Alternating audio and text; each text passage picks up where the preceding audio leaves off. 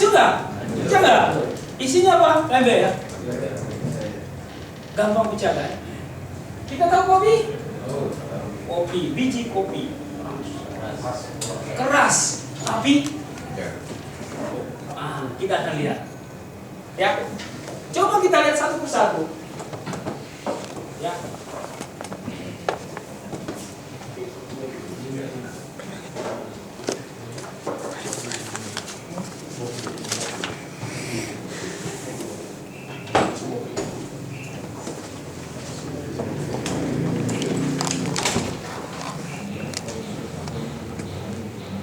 Ya, wortel, telur, dan kopi.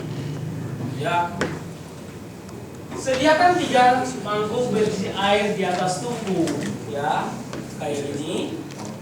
Kemudian, yang ini kasih wortel masuk, tungku 2 kasih telur, tungku ketiga kasih kopi, biji kopi. Yang terjadi apa itu semua? Setelah 15 menit kemudian dipanaskan. Setelah dipanaskan, artinya ada prosesnya. Ya, apa yang terjadi? Perhatikanlah apa yang terjadi. Kemudian, yang wortel keras menjadi lunak. Ya, keras tadinya masuk ke proses dengan keras, keluarnya lunak, sudah soft banget. Ya, kemudian telur. Ya, tadinya lembek menjadi keras, tadinya masih punya perasaan, lembek, keluar dengan sudah nggak tahu kayak mayat aja, nggak punya hati dan sebagainya. Ya, ini kira-kira. Kemudian yang ketiga adalah kopi, air bening, kopi, air bening dari coklat kopi, bubuk kopi larut yang air. Aromanya harum wangi, harum. Ya, bukannya masalah, tetapi malah memberikan suatu keharuman.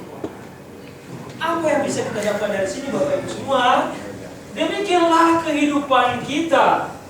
Hidup tidak selalu mudah, ya. Hidup tidak selalu menyenangkan. Kadang-kadang hidup sangat keras, ya. Semuanya tidak terjadi seperti yang kita harapkan. Orang-orang yang tidak memperlakukan kita sesuai yang kita harapkan. Kita telah bekerja keras, namun mendapatkan hasil yang sangat sedikit. Lalu, bagaimana sikap kita menghadapi kesulitan yang seperti ini? Mari kita lihat kembali ke 3 mangkok kita bersama dengan isinya telur, wortel, dan kopi. Tungku air panas ini kita ibaratkan menjadi persoalan hidup kita. Tempat kerja kita, rumah kita, lingkungan kita, itulah kita umpamakan sebagai tungku dan air panasnya. Bagaimana lingkungan ini merubah kita? Kita akan lihat, kita bisa menjadi seperti wortel, di mana kita masuk dengan keras dan kuat, tetapi kita keluar dengan lunak dan lemah. Apakah kita mau seperti itu? Tidak mau. Setuju? Setuju. Ya.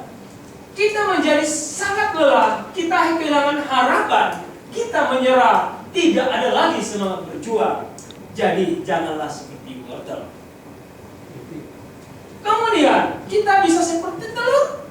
Kita mulai dengan hati yang lembut dan peka, tetapi kita berakhir dengan hati yang keras dan tanpa perasaan. Ya. Kita benci orang lain, kita juga benci diri kita sendiri. Wah, luar biasa, sudah masalah banget. Benci diri sendiri. Kalau sudah benci diri sendiri, apa lagi yang kita teliti kan? Ya. Hati kita jadi membeku. Ya. Tidak ada lagi kehangatan, yang tinggal hanya kepahitan. Ya. Tapi janganlah seperti telur. Janganlah seperti telur. Ya. Kemudian kita lihat, jadilah seperti kopi. Ya. Air tidak mampu mengubah bubuk kopi. Lingkungan hidup kita tidak akan berubah kita. Ya. Tetapi pupuk kopi yang mengubah air, kita yang akan merubah lingkungan kita. Kita masuk ke suatu lingkungan kerjaan, jangan orang lain yang meluaskan pengaruhnya terhadap saya, tetapi saya harus meluaskan lingkaran pengaruh saya. Ya, sama orang lain. Ini yang kita harus lihat. Hubungan dengan yang tadi ya. Kita harus meluaskan. Semakin panas airnya, semakin wangi aromanya. Wah, itulah kira-kira.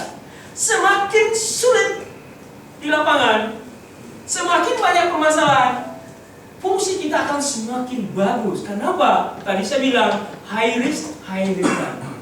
Ada risiko, ada peluang di sana. Kita harus bisa melihat peluang bagi itu semua untuk meluaskan lingkaran pengaruh kita. Itulah yang digunakan orang-orang sukses. Ya, melihat sisi positifnya, melihat dari sisi peluangnya, bukan melihat dari sisi masalahnya. Ya, kemudian kita lihat di sini bahwa belajarlah dari kopi, membuat sesuatu yang indah dari kesukaran yang dihadapi. Ya, mari kita belajar dari pengalaman, mendapatkan pengetahuan baru, keterampilan baru, dan kemampuan baru, membuat dunia di sekeliling kita menjadi lebih indah. Waduh, lingkungan kita indah, sehingga di perusahaan ini kita pulang dengan senyuman ke rumah. Bingung-bingung istri di rumah kan, suami kan, kok pulang-pulang istri saya bisa senyum, senang sekali. Ada apa ya Pak? Gila. Senang sekali. Tidak pulang ke rumah membawa stres. Ya, ini lagi sudah stres di kantor gini masih begitu. Ya kan, jadi semua orang jadi kacau kan. Kalau pulang ke rumah senang, waduh hari ini saya dikasih jamu saya. Suatu kebanggaan. Ya, padahal cuma dikasih itu uang gak banget kan? Karena kita tidak hanya mencari uang, tapi buntu-buntunya nanti akan kesana juga. Mau nanam dulu kan? Menanam dulu kan? Apa tadi? Bang emosi setoran kan? Iya. Masa langsung dapat tagihannya kalau setorannya kagak ada? Pokoknya nggak ada. Setor dulu. Iya kan? Apalagi kalau istri pulang kita tunjuk gaji senang. Senang gitu. Itu nanti otomatis.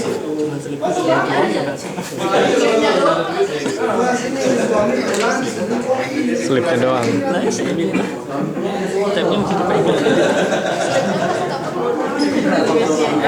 Jadi untuk sukses kita harus mencoba dan mencoba lagi. Ya, kita harus yakin tentang apa yang kita lakukan. Kita tidak boleh menyerah. Kita harus sabar. Kita harus tetap mendorong dan mendorong lagi. Kalau kita lihat tadi penyanyi tadi ya, orang sudah melihat dia mukanya kasihan masuk ke atas. Semua orang mau lirik mau lihat tidak juga. Ya kan? Kasihan sekali. Tapi giliran suaranya sudah mau setel kayak gini, semua, hah? Wah itu luar biasa. Berarti kebanyakan orang lihat tampang ya Pak? Itu dia, secara visual aja Pak, nggak pakai hati Pak. Itu visual. Dan itu umumnya begitu sih Pak. Kita harus maklumi, itulah lingkungan kita. Ada hadisnya Pak? Ya? Ada hadisnya. Ada Pak ya? Pak. Nanti ditulis Pak, ditempel juga Pak. Ya kan? Itu bisa Pak. Orang itu dari casingnya Pak. Iya. Tapi memang umumnya dipakai di Indonesia itu. Ya, karena variasinya terlalu banyak sih ya. Karena agak ini juga ya. Makanya harus mulailah menggunakan indera kelima kita kan. Nah, indera keberapa? Kelima, ketujuh ya. Waduh. Baik, itu kira-kira. Jadi larinya ke sini. Wah mantap ya. Secakir. Baik, kita lanjut. Kita mulai kepada tujuan akhir. Sorry, jam 5 ya? Ya. Oke. Jam 5 ini. Iya. Undangannya jam 5. Enggak, saya cuma bertanya saja. Oh, dikasih makan. Oke. Memulai dengan tujuan akhir. Katanya, ya, segala hal diciptakan dua kali. Dua kali Bapak Ibu semua. Yang pertama adalah secara mental, ya. Yang kedua adalah secara apa? Secara visi. Artinya apa nih? body ini Pak. Ya, Jadi single body. engine. Single body. Kira-kira apa kira-kira yang mau disampaikan di sini? Pertama secara mental, yang kedua secara fisik. Kalau buat bangunan rumah, ada yang di rumah kan? Yang pertama yang dibuat apa dulu? Fondasi. Ada yang lain yang kira-kira yang secara mentalnya dulu? Ya tanah uruk apa? Kalau fondasi, tanah uruk masih fisik. Gambar uangnya. Gambar dulu. Maunya rumah saya jadi apa sih? Jangan sampai banyak orang. Kalau saya lihat karena nggak punya gambaran air, awalnya rumahnya ada direhab sedikit-sedikit. Keluar uang mungkin sekitar 50 juta. Rumah tumbuh. Ya, rumah tumbuh. Tapi rumah tumbuhnya nggak jalan, nggak ini Pak. Nggak terplanning. Besok lihat rumah baru lagi, rubah lagi, yang lama bongkar sedikit, ini lagi. Ya kan? Masuk lagi 100 juta misalnya, 50 lagi sedikit-sedikit aja, 50 lagi. Kemudian lihat lagi, orang lain berubah lagi. Yang tadi sudah dibangun, dirobohkan lagi, bangun lagi. 150. Lama-lama ada yang memang saya lihat teman saya itu sampai sekitar 7 kali. Wah, Sebelum rumah baru ya. Kalau kita lihat sudah bisa buat rumah baru buat diikat. Alasannya pasti kepuasan. Ya, Alasannya dia kepuasan. itu karena tidak bisa menunda kepuasan. Itulah resikonya kalau tidak bisa menunda kepuasan. Ya, tidak berbicara bahwa akan indah pada waktunya ya. Ini kira-kira ya. Gimana Pak? Benar Pak ya? Betul. Itu kira-kira. Biasanya kalau kita masih muda, biasanya artinya dia tidak punya mimpi untuk mempunyai rumah seperti apa. itu Pak. Karena apa? Gambaran ininya pertama secara mentalnya tidak dibuat dulu. Planningnya nggak ada. Ya. Di beberapa perusahaan juga saya lihat dulu kalau membangun sistem manajemen mutu, awalnya semua kerja semua. Saya beberapa perusahaan karena nggak jauh dulu. Awal kan dulu gitu lah. Ya. Saling buat begini, sudah dibuat prosedurnya semua, cek salah semua, ganti lagi, kerja lagi. Setelah itu buat lagi sudah masuk, salah lagi, ganti lagi. Jadi ulang-ulang ganti. Udah banget itu.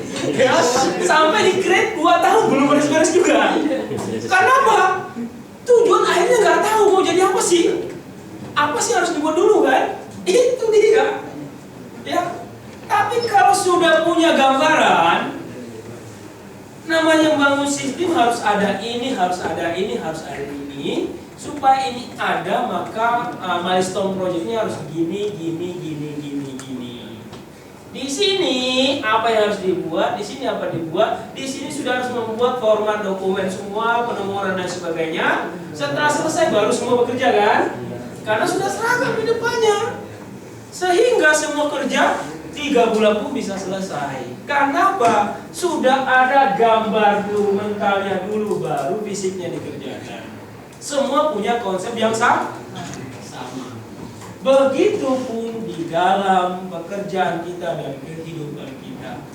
Saya mau tanya sekarang, apakah kita sudah punya gambaran mental untuk hidup kita ke depan? Apa sudah punya? Sudah punya banyak. Tadi saya tanya, apakah ada yang bermimpi jadi direktur di sini? Ada. Kira-kira kapan? Nah, jangan cuma mimpi, nanti mimpinya sampai 10 tahun, 50 tahun juga nggak dapat kan? Kira-kira kapan dapatnya? Itu harus ada. Kalau saya mau 5 tahun dengan 10 tahun, 5 tahun dan 10 tahun, itu beda pergerakannya. Benar kan? Kalau 5 tahun, cepat-cepat. Kalau 10 tahun, masih ada waktu.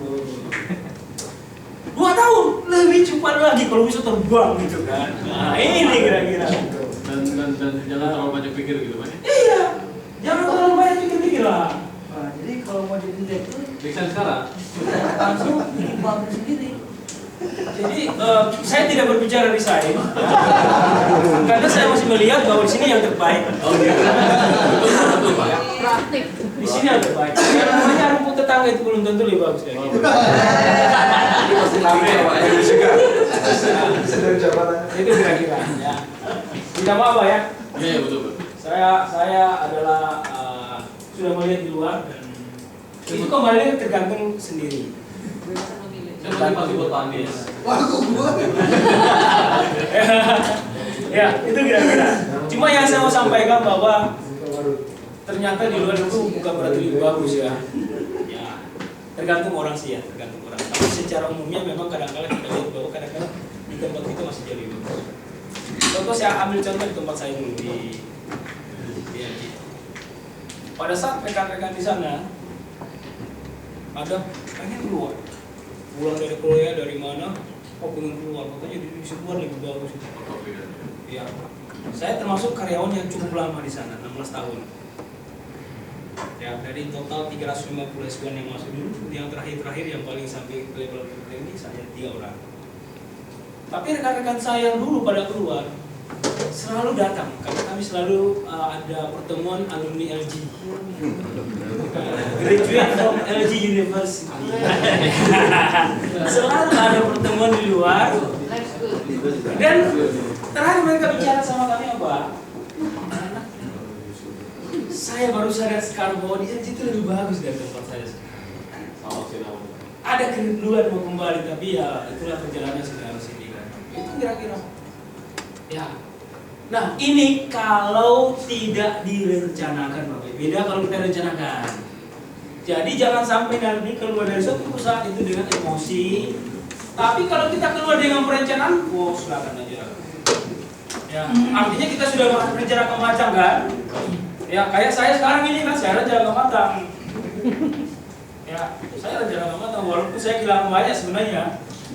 Tapi saya tidak pikir-pikir lagi. Bayangin, saya baru keluar sekitar 6 bulan, tahu-tahunya ada pembagian uang lagi kan? Iya. Tidak kecewa saya. Menyesal ya, Pak.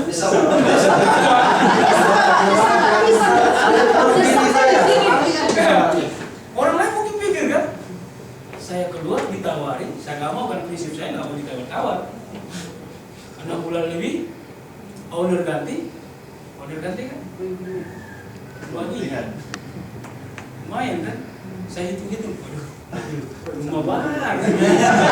Tapi saya senyum. Ya, Ini bukan rezeki saya. yes. Dan saya punya cara tersendiri. Bahwa ada sapi yang saya dapatkan setelah keluar adalah saya bebas dari ketakutan saya. Itu yang saya tidak bisa nilai dengan uang. Ya, saya mendapatkan sesuatu yang baru. Saya tidak takut lagi kayak dulu kan. Kalau ini kan aman perusahaannya kita. Kalau kami dulu kan kita selalu dipaksa satu bisnis, hanya harus bertahan di satu bisnis. Karena LG yang lain sudah dibangun kan, tidak boleh membuat produk yang berbeda. Harus itu yang bertahan dan memang begitulah life cycle-nya. Dalam perjalanan diambil dan ternyata milik ini ternyata dapat uang banyak kan, luar biasa. Padahal saya diwati-wati presiden kan, jangan dulu keluar kan, akan ada ini akan ada, tapi kadang-kadang saya udah pilihan saya semua. Tetapi kalau saya melihat lagi, yang saya senangnya adalah saya tidak kecewa. Walaupun kalau hitung-hitung mungkin satu rumah yang bagus nggak di Nicola. Ya. Tapi saya bilang, wah ini kenapa? Itu pun saya bisa dapat setelah saya keluar kan, misalnya gitulah kira-kira. Artinya saya tidak dapat di sana, tapi saya dapatnya di luar. Yes, correct. Itu lihat apa yang saya lakukan jangan disesali. Termasuk memilih bekerja di satu tempat, jangan kita sesali. Bapak-bapak ibu semua yang sudah memutuskan sini, itulah pilihan dan pertanggungjawabkan itu. Do the best. Lakukan terbaik selagi di sini. Termasuk saya. Apakah saya akan bertahan di tempat saya? Belum tentu. Tetapi yang saya lakukan sekarang adalah pekerjaan saya lakukan dengan baik. I love my job. Walaupun membuat berat dan sebagainya, tapi saya selalu senyum melihat. Kenapa? I love my job. Itu kira-kira. Dan saya do the best. Ya, kalau bisa jangan saya dikomplain oleh klien saya. Sehingga saya selalu selalu mempersiapkan diri saya. Ya, termasuk disiplin saya. Saya tidak mau telat masuk di satu perusahaan. Minimal itulah yang saya bisa berikan. Contoh kan? Minimal itu yang saya berikan. Ya, kalau bisa 1 jam sebelumnya saya sudah nongkrong di luar gitu kira-kira. Yang gampang saya kontrol itu. Ya, kalau masalah memberikan materi itu banyak faktornya. Tapi yang saya bisa beri contoh adalah kedisiplinan. Saya harus datang tepat waktu. Itu aja sih. Kecuali kalau ada kendala yang lain. Itu ya. Jadi ya itulah kira-kira Bapak Ibu semua, mudah-mudahan bisa menjadi contoh bagi kita ya. Dan saya melihat tadi saya bilang bahwa ini perusahaan yang saya awalnya masuk perusahaan lokal tetapi luar biasa. Tetapi kalau kita tidak hati-hati bisa jadi masalah. Karena tadi saya bilang kita sudah berada otomotif, persaingannya semakin lama semakin keras. Semakin lama semakin keras, apalagi ke depan ini. Sehingga hanya yang menjadi nomor 1 yang bisa survive. Suatu saat akan seperti itu. Dan kalau kita telah sulit nantinya ke sana. Oleh karena itu, perubahan harus mulai dari sekarang. Itu kira-kira. Kita close dulu untuk mulai dari sekarang. Buktinya di elektronik Indonesia mengalami dengan Toshiba, tahu Toshiba ya? Saya hitung-hitung kami sebelumnya, 1 tahun sebelumnya dihitung programnya masih besar. Tiba-tiba berikutnya ada keputusan bahwa harus ditutup pabrik keempat di seluruh dunia. Luar biasa. Kaget. Ya, gelas kemarin, gelas. Ya, gelasnya juga masih bagus. Tiba-tiba keputusan tutup. Karena melihat prospeknya yang ini. Ya, sehingga itu yang harus di mindsetnya kita, bahwa kita harus berubah. Dan yang paling utama adalah kita harus melangkah 1 langkah lebih cepat daripada pesaing kita yang lain. 1 langkah lebih cepat dari pesaing kita yang lain. Caranya gimana? Ikutilah atasan kita, karena beliau yang menciptakan.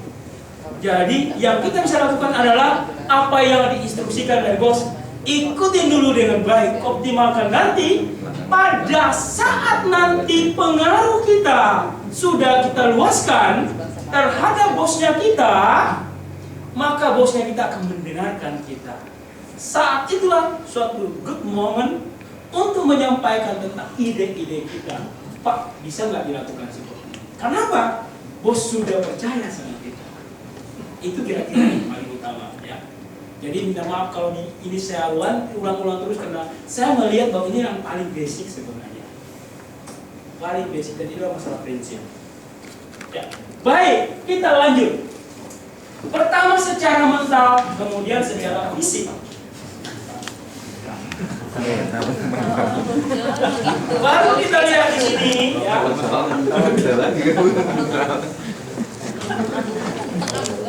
Ya.